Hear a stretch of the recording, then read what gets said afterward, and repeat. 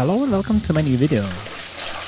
Today I want to print small prints with a size of 10 by 15 centimeters. Let's start with the heating chemistry, and I also want to make new stop bath solution. As you can see, stop bath have a lot of residue on the walls, so I prefer to change it quite often. Otherwise, as you can imagine, all of this silver probably transferred to the bleach fix bath. I will use a small easel, and as you can understand, I have pre-cut paper, so I need to additionally cut it to smaller size, and we can cut it in this direction or we can cut it in opposite direction with a rotation of 90 degrees. As always, I cut paper with a safe light, but to easier navigate in the darkness, I have a stop and I can easily place the paper, and on the second cut I will rotate it and cut to the 10 centimeters. So let's select the negatives. Today I want to print several prints. I make a small postcards. I store all my negatives in the paper sleeves, and to print it you just need to wipe everything down and clean up the negative from the dust.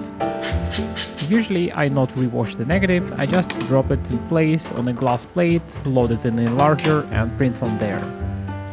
And if I want to print something from this size, I usually not just zoom in, I just convert it, basically installing 80mm lens and print from this distance, basically containing the same distance from the negative plane to the surface of my print.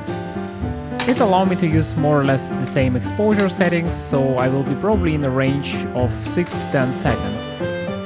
I start with a more or less precise measurement of intensity, what I need to print, so I make a steps from 5 seconds to 10 seconds with my test printer, and I will run standard development procedure with a 45 seconds of developer, 45 seconds of bleach fix, and I also will stop in the middle with a stop bath of 15 seconds. For me it's already quite easy process and I always get a stable results. And probably on my channel you already saw multiple times when I just print for half an hour or 1 hour after work.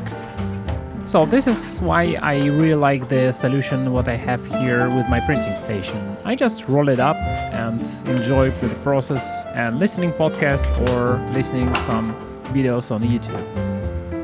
But let's go to my test print. Because I basically test exactly the same spot on my print, it's much easier to correct the data and make proper decisions about the exposure or color. Sometimes with the mixed light you need to see the whole picture, but at least from this test print I can select 6 seconds of exposure. So let's run the exposure on a bigger print and repeat the development with the same exact temperature and timing and procedure. I spent several last videos with the scanning and basically developing the film, and what I can say after all of this time, the scanning itself doesn't really give you the same feeling from the film and from the negatives what you make. For example, I will also make exposure on exactly the same prints what I've done before, and as you can understand, the scanner itself doesn't really give you the same properties. So if somebody actually played guitar, you probably already know that the revolution of digital sound is already existent in the market for like 10 years. So in terms of music, it's not only simulation of the sound, it's basically impulse response. And one day I actually want to see something like this happening in my film photography. But my first bigger test print looks fine, I just want to increase the lower side, and I as always mess up the left framing. So let's quickly adjust the easel and correct all the technical problems. I need to simply drop the print and put the frame on the easel on the lower part when it's actually border of the white. And as you can see, you can easily rotate the print and find out where you want to make the white border on the lower side. I don't really like the symmetrical postcards, I like more when you have a white space on the bottom, so you will see it in the next print. But for now, because I see it's a little bit warm for my taste, I want to make a correction, so I will just put the 10 more of filtration on the yellow channel and from there make next bigger print. So far, I more or less like my setup with the Yoba CPU2. It's universal and I can print and I can develop different types of film. The temperature control is not universal, and I think in the modern world it's much better to just make a single bottle heating and temperature stability for single bottles. Probably it will be a little bit more expensive for the setup to not just, buy the bottles and buy a small, like a kettle thermostat for each solution. But I think the idea of the reheating each chemicals for the proper temperature a little bit better. So this is my prints, and after a quick drying, let's check the results. So as you can see, I solved all the technical problems. The print looks a little bit more balanced. I think on the video it's not as the same color as I can see it in reality, so it's a little bit warmer than I print in reality.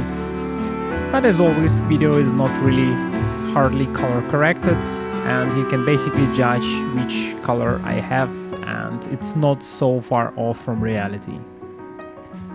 In future, I will probably make a reproduction stand and my film scanning setup, so it will be much easier to scan and basically make a copy of the photos.